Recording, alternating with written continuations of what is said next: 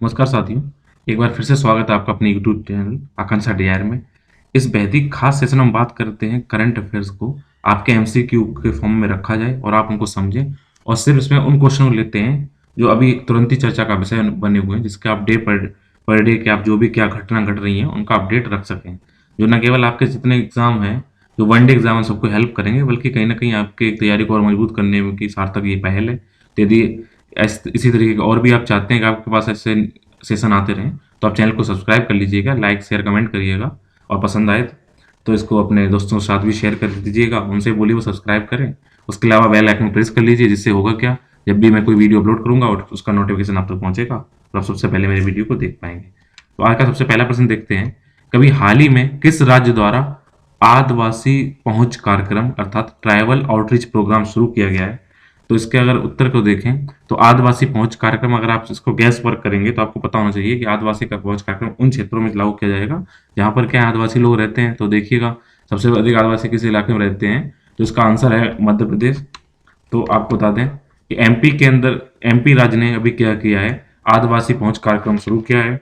आपको बता दें कि जो ट्राइबल आउटरीच प्रोग्राम है, इसमें अगर हम देखें एमपी के अंतर्गत कौन कौन सी सबसे बड़ी जो जनजातियां हैं वो कौन कौन सी रहती हैं, वो भील और गोंड यहाँ की प्रमुख जनजातियां हैं। ऐसा नहीं है भील और गोंड केवल यहीं पर पाई जाती हैं, लेकिन बस ये है कि प्रमुख जनजातियां यहाँ की हैं। इसके अलावा जो आदिवासी पहुंच कार्यक्रम है, इसके बनाने का एक प्रमुख उद्देश्य ये भी है कि एक अधिनियम है पेसा एक्ट, जो कि 1996 में बना हुआ है। पेसा का मतलब होता है panchayat extension to schedule area, अर्थात पंचायतों का जो आपके आदिवासी क्षेत्र है वहां तक पहुंच बन सके और वो स्वशासन स्थापित कर पाए। तो उसी उद्देश्य को पूरा करने के लिए इसको शुरू किया गया है।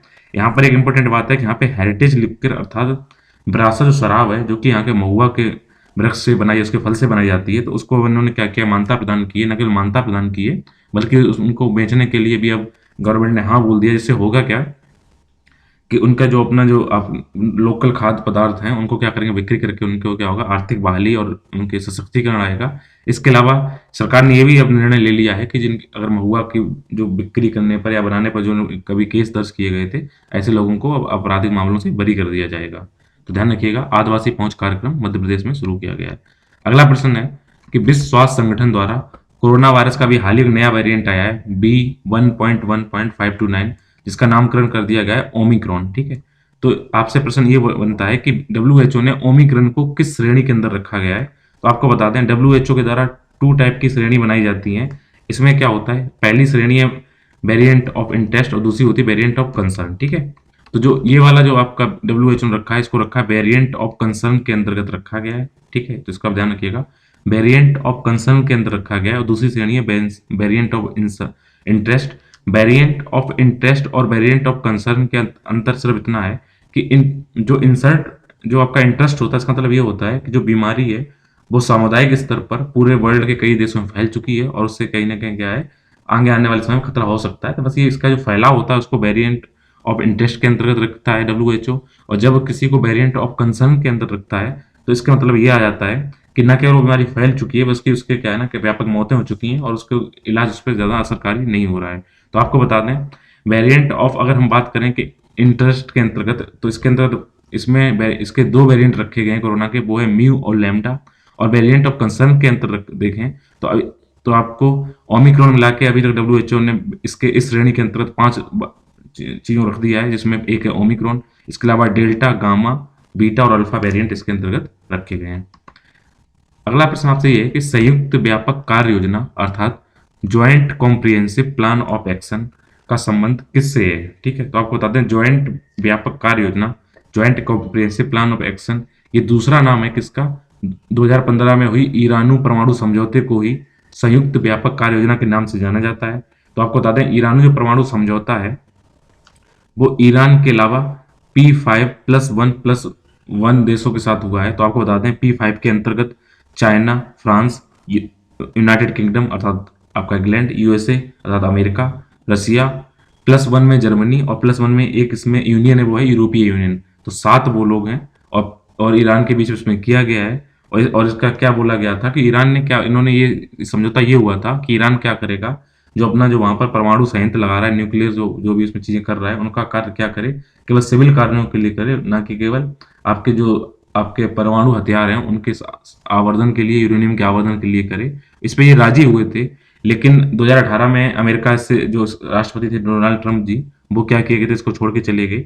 इसके अलावा बात करें कि इन्होंने कब ये मुकर गई ईरान, तो ईरान मुकर गई थी जब जनरल कासिम सुलेमानी को अमेरिका के ड्रोन द्वारा उनको निगरानी की गई, और फिर उनकी क्या की गई, ड्रोन के द्वारा ही हत्या कर दी गई। जब जनरल कासिम सुलेमानी की मौत हुई तो फिर क्या हुआ, ईरान सीधा नॉर्थ कोरिया की राह पर चल दिया है। लेकिन अब ऐसा उम्मीद की जा रही है वर्तमान समय में कि अब फिर से ये क्या करेगा, जो ईरान परमाणु समझौता है उससे दोबारा बात करने के लिए सब राजी हुए हैं। हो सकता है ये कार्यक्रम रुके और शांति के लिए चीजें बढ़े, इसलिए ये करंट अफेयर में बना हुआ है। अगला प्रश्न है, भारत गौरव योजना का मुख्य ध्येय क्या है? ध्येय का मतलब क्या होता है, उद्देश्य होता है। तो इसको करने से पहले आपको पता होना चाहिए भारत गौरव योजना है वो किस मंत्रालय की योजना है और क्या इसमें टारगेट किया गया है, वही इसका ध्येय होगा।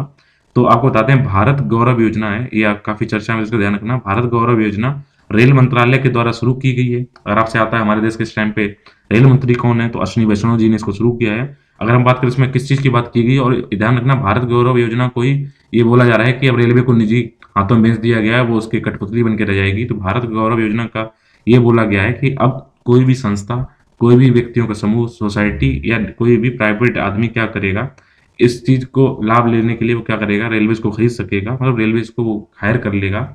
और सर्विस प्रोवाइडर क्या करेंगे, भारत गौरव योजना के तहत क्या करेंगे, पैकेज उपलब्ध कराएंगे, यात्रा का सिस्टम बताएंगे, खान पीन देंगे, ठहराव देंगे, उन चीजों की वो ही कीमत तय करेंगे। इससे इसका ध्येय क्या है, मुख्यतः इसका क्या कार्य है, मुख्यतः इसका क्या कार्य है, देश में व्यापक पर्यटन संभावनाओं का दोहन करने के लिए इस चीज को आरंभ किया गया है। तो ध्यान रखना, भारत गौरव योजना का मुख्य उद्देश्य क्या है कि देश में विदेश से टूरिस्ट आ सकें, उन टूरिस्ट को इन्वेस्टमेंट मिले और उनका रुपया देश की अर्थव्यवस्था काम आए। जिसका मुख्य ध्येय है व्यापक पर्यटन संभावनाओं का दोहन करना। ये रेल मंत्रालय की पहल है और बेसिकली इसमें निजी लोग क्या करेंगे, उसकी कीमतों का डिसीजन कर पाएंगे।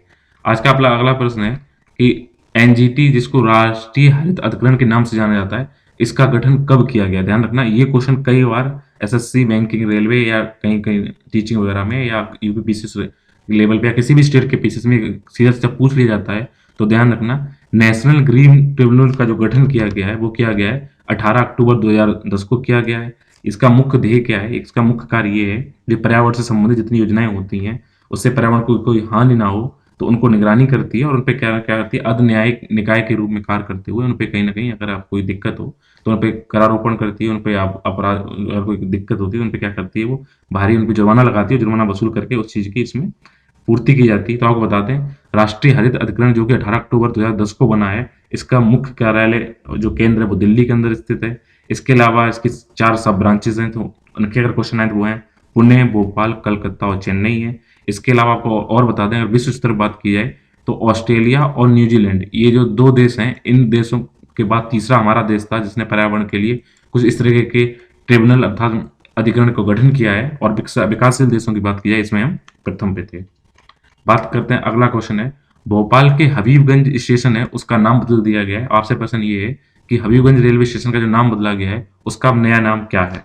तो अगर आप इसके आंसर देखेंगे, भोपालगंज के हबीब रेलवे स्टेशन का नया नाम गोंड रानी के नाम पर रानी कमलापति रेलवे स्टेशन रख दिया गया है। तो रानी कमलापति स्टेशन इसमें इसलिए रख दिया गया है, जो आपसे पहला प्रश्न था कि जो आप यहाँ पे क्या गया था, किस राज्य ने वहाँ पे जो अभी क्या कर रहे हैं अपने आदिवासियों के लिए वो कार्यक्रम चला रहे हैं, जो आपने पहला प्रश्न यहाँ पे कवर किया था कि यहाँ पे अभी आपने देखा है आदिवासी पहुंच कार्यक्रम। तो आदिवासी पहुंच कार्यक्रम के अंतर्गत ही क्या किया गया है, इसका यहाँ पे नामकरण कर दिया गया है रानी कमलापति, क्योंकि जिससे क्या होगा, ट्राइबल एरिया के और भी हो, इसके अलावा और भी काफी इनको और सुविधाएं दी जा रही हैं। ये सारा काम यहाँ पे किया जा रहा है। आपसे अगला प्रश्न आ रहा है, सीधा सा है कि ये हो सकता है आपसे प्रश्न कहीं से पूछ लिया जाए कि वर्ष 2019 से 24 तक के लिए इस टाइम जो लोकसभा का कार्यकाल चल रहा है, ये कार्यकाल किस अवधि का है या किस नंबर का है, किस टर्म का है? तो आप इसका आंसर याद रखिएगा, इसका आंसर है 17वां। तो उसका इससे पहले पूछें कि 16वीं लोकसभा है, तो इस टाइम याद रखना, इस टाइम जो लोकसभा चल रही है वो 17वें नंबर की लोकसभा चल रही है।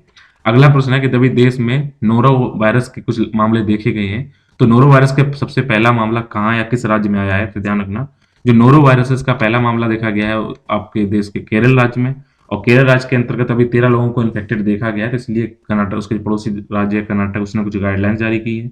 अगर नोरो वायरस की बात करें तो नोरो वायरस क्या है, एक तरीके का रोटो वायरस का ही सब टाइप है, जो क्या करते हैं, ये वायरस होते हैं ये आपकी छोटी आंत या बड़ी आंत में क्या करते हैं, दिक्कत देते हैं, पाचन क्षमता में कमी लाते हैं, उनको इन्फेक्टेड कर देते हैं, जिससे क्या होता है, आपको उल्टी, दस्त, डिहाइड्रेशन तक की बीमारी इसमें होती है। ये इसका बेसिकली जब क्या होता है, अगर किसी भोज्य पदार्थ में पानी में कोई दिक्कत आती है जिससे आपकी बॉडी पचा नहीं पाती है, उपज कर देती है, तो उस पे ये नोरो वायरस असर वहाँ पे फैल सकता है। इससे आपको सर दर्द होगा, मितली आएगी, उल्टी आएगी और हल्की बॉडी में हल्का हल्का फीवर भी रहेगा, हल्की सर्दी भी लग सकती है, जुकाम कोल्ड हो सकता है। ये बेसिकली जहाँ पर लोग समूह में रहते हैं, चाहे वो क्रूज शिप्स हों या फिर हॉस्टल हो, डॉर्मेट्री हो, वहाँ पे पाए एक साथ वहाँ पे ये फैल सकता है। और ये एक हफ्ते तक इसका असर 12 घंटे से 48 घंटे तक दिखाई देना स्टार्ट हो जाता है अगर कोई इन्फेक्टेड होता है, और एक हफ्ते में स्वतः ही सही हो जाते हैं। बस आप डिहाइड्रेशन का ध्यान रखिएगा कि वो ना हो जाए, इसमें डायरिया वायरिया ना हो, इसमें ध्यान, ये इसका मेन काम है। अगला प्रश्न है, किस खाड़ी को बरवेरा की खाड़ी के नाम से जाना जाता है? तो क्वेश्चन ये बरवेरा की खाड़ी से आ सकता है, कुछ और भी आ सकता है, तो ध्यान रखना। इसका आंसर है अदन की खाड़ी को बरवेरा की खाड़ी के नाम से जाना जा सकता है। इसके अलावा इसमें और क्या प्रश्न बन सकते हैं कि अदन की खाड़ी और लाल सागर को जोड़ने वाले जल संधि का नाम बताइए। उसका नाम है बावेल मंदेव जल संधि है। अदन खाड़ी सोमालिया और जिबूती के किनारे पर स्थित है। इसके उत्तर में यमन है। और ये अगर आप बोले कि अदन खाड़ी किन दो सागरों को जोड़ती है, तो एक ये अरब सागर जोड़ती है और लाल सागर जोड़ती है। जो लाल सागर बाबल मलदेव संधि से अदन की खाड़ी में आता है, और अदन खाड़ी फिर किससे जोड़ती है? अरेबियन सी। अरेबियन सी किससे आता है? इंडियन ओशियन सागर से। ठीक है, इस चीज को आप ध्यान रखिएगा। आज का अगला क्वेश्चन है, सोशल मैसेजिंग ऐप ट्विटर के नए सीईओ कौन है? तो सोशल मैसेजिंग ऐप के जो नए सीईओ बनाए गए हैं उनकी तस्वीर आपके सामने है, आप गेस करिए इनका नाम। तो इसका नाम तो मैं बता ही दूंगा। इससे पहले आपको बता दूं कि जो ट्विटर है इस पे क्या किया जाता है, जब भी आप इसमें कोई मैसेज लिखते हैं तो उसको ट्वीट बोला जाता है, और उसी को बोला जाता है कि ट्विटर पे इसको इस लोगों ने ट्वीट किया है। ठीक है, तो उनके नए सीईओ बनाए गए हैं। तो इनका नाम है आपका पराग अग्रवाल। तो पराग अग्रवाल को ट्विटर का नया सीईओ बनाया गया है, ध्यान रखना। अगर इनके बारे में बात करें, ये 37 वर्ष के हैं और इन्होंने आईआईटी बॉम्बे से ग्रेजुएशन हासिल की है। उसके बाद इन्होंने अमेरिका जाकर स्टैनफोर्ड यूनिवर्सिटी से कंप्यूटर साइंस में पीएचडी हासिल की है। वर्ष 2011 में ये ट्विटर से जुड़े और उस टाइम ये वहां पर एड्स इंजीनियर के तौर पर इनको जुड़े हुए हैं, और 2017 में इनको चीफ टेक्निकल ऑफिसर वहां पर ट्विटर का बनाया गया है। और अब 2021 में आके पराग अग्रवाल को क्या किया गया है, भारतीय मूल के जो पराग अग्रवाल हैं इनको ट्विटर ने अपना क्या किया है, नया सीईओ गठित कर दिया है। ये ध्यान रखना, इसको काफी इंपॉर्टेंट नाम है, तो अभी चर्चा में है, तो आप इनको याद रखिएगा, कहीं ना कहीं आपसे प्रश्न में जरूर आएगा। इसी के साथ आज के जितने भी करंट अफेयर्स थे, जो प्रमुख प्रमुख क्वेश्चन बनते थे, वो मैंने आपको यहाँ पे डिस्कस कर दिए हैं। इसी तरह से आप जुड़े रहिए मेरे यूट्यूब चैनल पे। मिलेंगे एक नए वीडियो में नए सेशन के साथ। तब तक के लिए स्वस्थ रहिए, मस्त रहिए। Thank you.